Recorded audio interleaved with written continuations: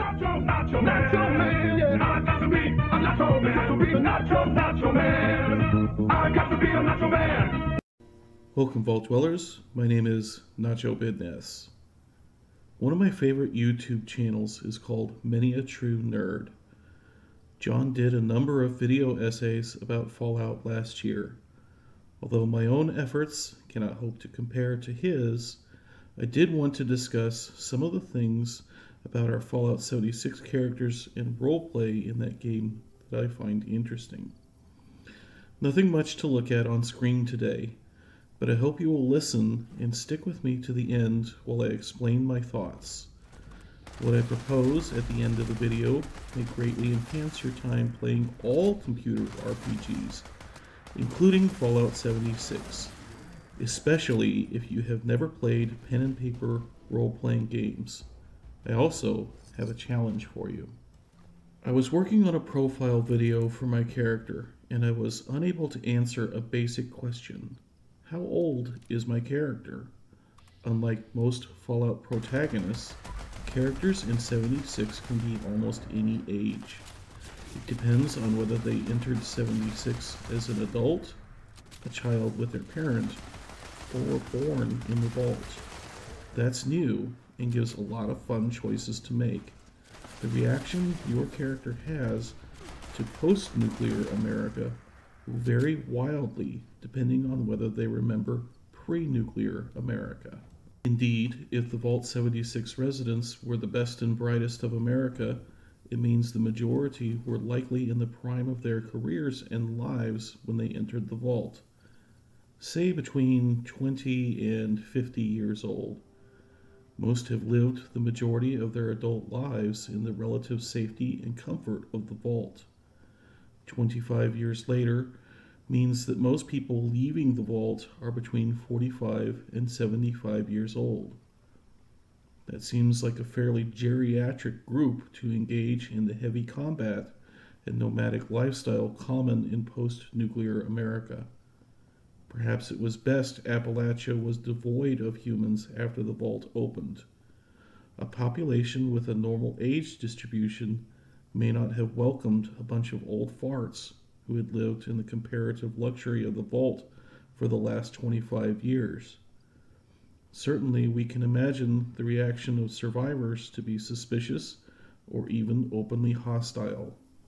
Once the dwellers started setting up camps everywhere, I imagine even the friendliest survivors would keep their distance.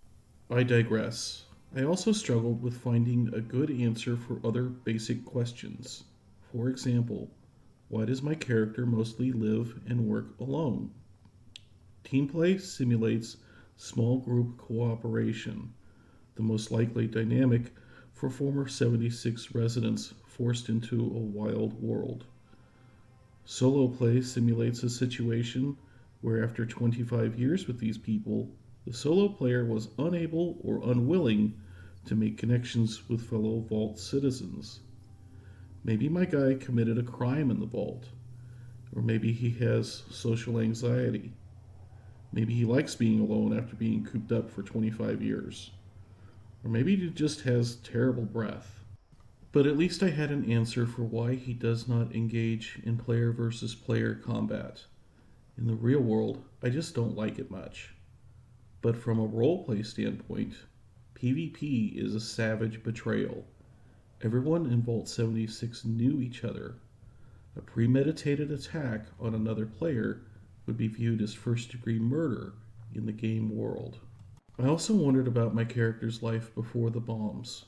Pre-war America is remembered fondly by most, but it was not a utopia. Viewed through the lens of atomic fire, of course it was paradise, but only by comparison. For instance, many people say the houses in Fallout 4 and 76 are tiny, and they often even don't have bathrooms. They are very different from the houses in the Capital Wasteland or the Mojave. They say that Bethesda sucks at design, or the antiquated game engine can't handle too much. I say, what if pre-war houses in the Commonwealth and Appalachia really were that small? Perhaps the average house in the Fallout version of Massachusetts and West Virginia wasn't nearly so spacious as what we think of is quote unquote normal. To us in the real world, life in pre war America in the Fallout universe would seem hardly worth living. The government performed horrible experiments on people. Corporate greed was rampant to the point of absurdity. Food riots were common, and new diseases ran wild. Some may say that 2020 had many parallels to that world, but our reality barely scratches the surface of how awful life was in pre war Fallout. It made me wonder what effects that would have on my character. The more I thought about this kind of stuff, the more intrigued I got. After long hours playing 76, I have crafted a detailed backstory for my character. It was a lot of fun to create, and it made me realize something. The amount of freedom we have in shaping our character and story is breathtaking. Not just a vault dweller, our person potentially had a whole life before the bombs. And unlike Fallout 4's soldier Nate and lawyer Nora, we know nothing about that life. Though, with some creativity, we can even tweak Nate and Nora. See my Evolution of a Settlement Challenge series for a fun roleplay of a somewhat cowardly Nate who borders on alcoholic, nearly goes insane, curses God, and flirts with suicide after all the grief and horror he has encountered. Sorry, I'm easily sidetracked. To return to the point I am making, 76 characters are a total blank slate. No age, no occupation, no gender, no race, no religion. I could go on. We only know that our character, or their parents, were among, quote, America's best and brightest, whatever that might mean.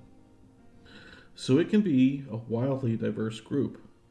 A gay lawyer from Atlanta, or a roughneck Alaskan oil driller with a secret love of poetry, a billionaire cowgirl astronaut, or a sleazy Chicago mobster who cheated his way into the vault, maybe a ballet dancer from Seattle escaping a murderous husband.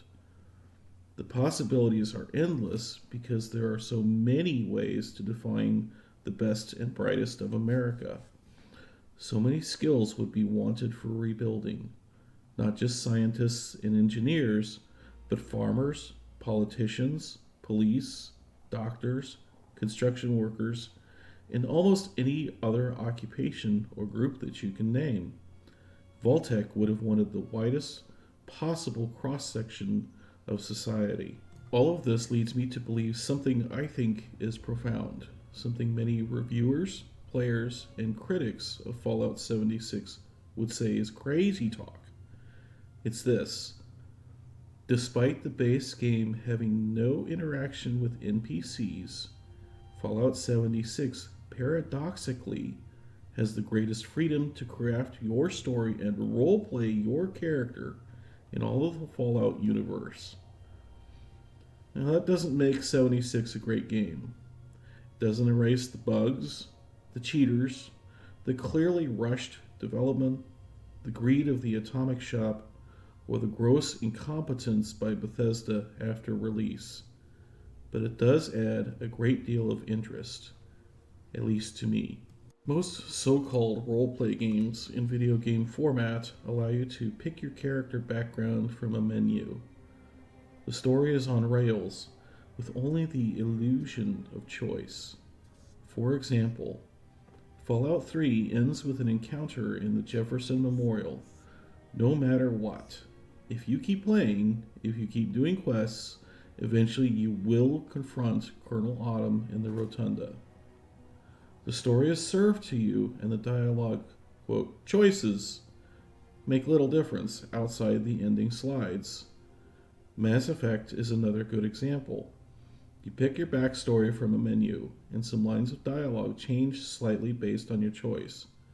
But eventually, you end up in the Crucible with the weird ghost kid.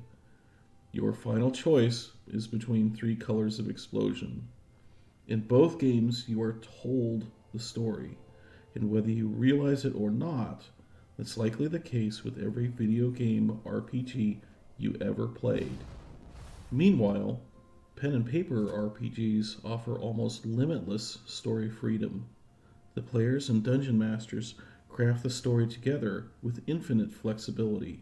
At least, if your DM is any good, that's what happens. Video games have been trying for decades to emulate that freedom. Fallout 76 came close to succeeding because it initially omitted NPCs. You had to make your own story as you went along. It could be as complex or as simple as your imagination allowed.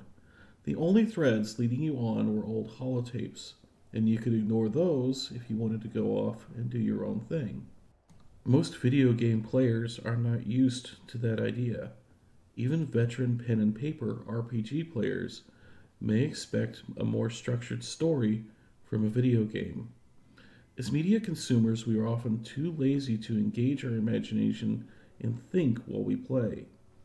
Instead, we want dialogue trees and choose your own adventure style stories with little real flexibility.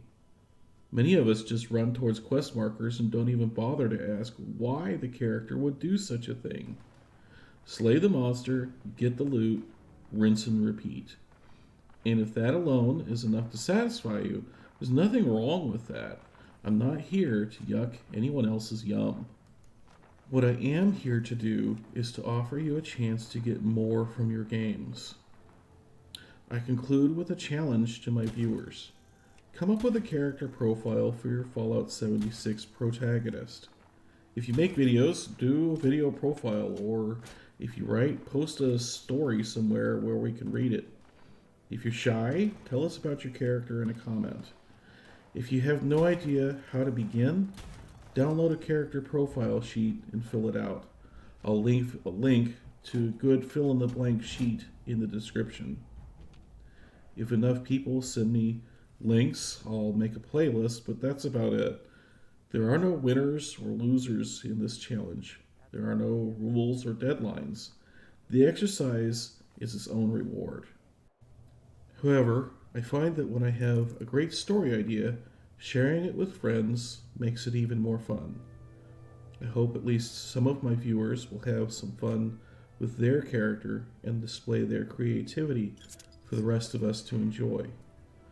Once you start getting into your character's head and letting your creative juices flow, you will not think about Fallout 76 or even other Fallout games quite the same way again. You're going to have a richer and more enjoyable game experience, I promise. Part 1 of my own insanely long profile will be up soon. Thank you so much for watching. If you liked, please leave a like, and if you did not like, please tell me why in the comments below so that I can try and do better for you next time. Until next time, my name is Nacho Bidness, and I'm saying it's a great big wasteland out there. Let's go have fun in it.